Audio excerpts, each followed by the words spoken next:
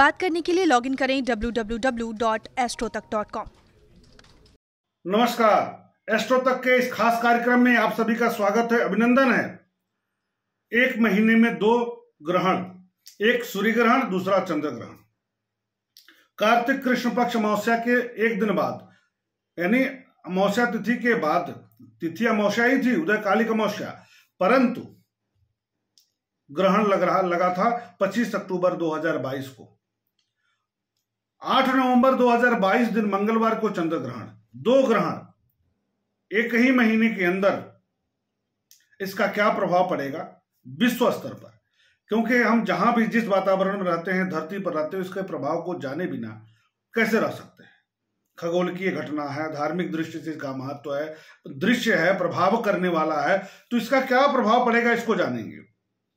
सूर्य ग्रहण के प्रभाव में हम चर्चा किए थे कि राष्ट्र के अंदर कोई इस तरह की दुर्घटना हो सकती है, वाहन की दुर्घटना हो सकती है, ट्रेन की दुर्घटना हो सकती है, प्लेन की दुर्घटना हो सकती है, या मास में ऐसी दुर्घटना हो सकती है जिसमें राष्ट्र के अगुवा का ध्यान आकृष्ट हो। छोटी मोटी घटनाएं होती हैं तो प्रधानमंत्री या मुख्यमंत्री तक इसकी बात नहीं पहुंच पाती और उनका ध्यान आकृष्ट नहीं होता, लेकिन ऐसा योग बना था कि ऐसी दुर्घटना हो सकती है जिससे इनका ध्यान आकृष्ट हो और जनमानस में बड़ा ही नकारात्मक विचार आए, और परिणाम भी वैसा रहा। हम नहीं कहते हैं कि हम कह रहे हैं तो हो रहा, इस तरह का योग बन रहा है, हम उसको बताते हैं, आप सतर्क हो जाएंगे तो बड़ी अच्छी बात होगी। 3 महीने तक ग्रहण का, सूर्य ग्रहण का प्रभाव लगभग बना रहता है। अगर चंद्र ग्रहण भी आ गया तब तो और ज्यादा प्रभावित हो गया, तो इसका ध्यान रखना है। 3 महीने तक ये प्रभावित करेंगे। सूर्य ग्रहण का प्रभाव हम बता चुके हैं, यहां हम चंद्र ग्रहण के प्रभाव सूर्य ग्रहण के साथ मिलाकर बताएंगे कि दोनों ग्रहणों का जो प्रभाव है वह किस प्रकार का रहने वाला है विश्व पर। अब विश्व में हम भी हैं तो हमारे ऊपर भी। तो यह चंद्र ग्रहण 2022 का अंतिम चंद्र ग्रहण है। इससे पहले 25 अक्टूबर को लगा था। सूर्य ग्रहण का भी प्रभाव 3 महीने तक है, जैसा हमने बताया। चंद्र ग्रहण का भी प्रभाव इतना ही काल तक बना रहेगा। अब सूर्य ग्रहण वायु तत्व की राशि तुला में लगा था, चंद्र ग्रहण अग्नि तत्व की राशि मेष में लग रहा है, भरणी नक्षत्र में लग रहा है। ऐसी स्थिति में दोनों ग्रहणों का संयुक्त प्रभाव देखने को मिलेगा। विश्व के अन्य राष्ट्रों के लग्न का, उद्भव का लग्न नहीं पता होने के कारण उसके नाम के राशि के अनुसार यहां गणना की गई है। तो जिन राष्ट्रों के नाम मेष राशि से, यानी मेष राशि के किसी अक्षर से है, तुला राशि के किसी अक्षर से है, संयुक्त प्रभाव बता रहे हैं सूर्य और चंद्र दोनों का, इसलिए आप लोग कंफ्यूज बिल्कुल नहीं होइएगा। तो चंद्र ग्रहण मेष को देखेंगे और तुला देखेंगे सूर्य ग्रहण को। तो तुला राशि से जो रिलेटेड है, विशेष तौर पर 3 महीने तक उन राष्ट्रों को सतर्क रहना चाहिए जिनके नाम का राशि बन रहा है मेष या तुला। अक्षर बता दूं, च, चे, चो, ला, ले, लो, लू, ओ से अमेरिका, र, रू, रे रूस, रो, ता, तू, ते। इन नाम के अक्षर से यदि किसी राष्ट्र के नाम की शुरुआत होती है तो उनको विशेष तौर पर सतर्क रहकर कोई भी अंतर्राष्ट्रीय स्तर पर निर्णय लेने से बचना चाहिए जो उनके लिए ठीक नहीं है।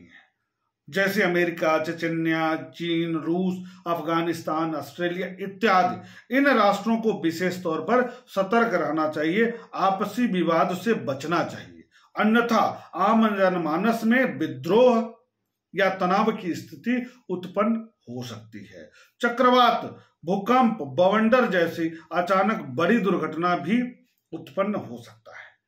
बड़े विस्फोटक पदार्थों का प्रयोग भी होता दिखाई दे रहा है। विश्व के अन्य राष्ट्रों में भी जहां बड़े आयोजन होंगे, जहां पर एकत्रीकरण ज्यादा होगा, ज्यादा लोग एकत्र होकर के कोई आयोजन करेंगे, उससे बचना चाहिए, क्योंकि उसमें बड़ी दुर्घटना की संभावना बनती है। इस तरह की चर्चा हम सूर्य ग्रहण में भी किए थे, और अंतर्राष्ट्रीय स्तर पर आप सब देख रहे हैं उसका प्रभाव कैसा रहा। तीव्र वेग से चलने वाले वाहन, हवाई जहाज, बुलेट ट्रेन, कारें जो बहुत ज़्यादा स्पीड में चलती हैं उस पर नियंत्रण लगना विशेष तौर पर जरूरी है। वैसे तीव्र गति से वाहन चलाना अच्छी बात नहीं है, फिर भी प्लेन को तो हम रोक नहीं सकते, ट्रेन की गति को हम बहुत ज्यादा प्रभावित नहीं कर सकते, लेकिन सतर्कता बहुत ज्यादा जरूरी है।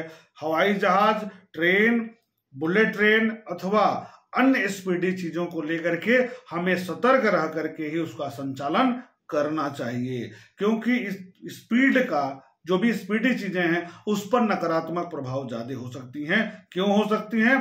क्योंकि एक वायु तत्व की राशि में और एक अग्नि तत्व की राशि में है, तो इसका प्रभाव थोड़ा सा नकारात्मक हो सकता है। आग से बड़ी दुर्घटना भी हो सकती है, इससे भी बचना है। बम का प्रयोग अंतर्राष्ट्रीय स्तर पर न्यूक्लियर एनर्जी का या कुछ ऐसे नकारात्मक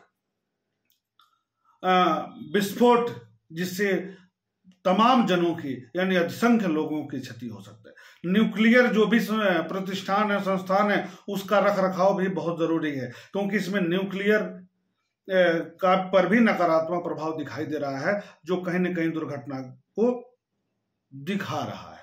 तो वहां भी सतर्क होना चाहिए। हमारे विश्व के सभी वैज्ञानिकों से अपील है कि जो भी संस्थाएं इस तरह की हैं, जो भी प्रयोगशालाएं इस तरह की हैं, वहां पर सतर्कता विशेष तौर पर रखी जाए। बड़ी दुर्घटना से बचना है तो सचेत होकर के कार्य करेंगे तो बचे रहेंगे।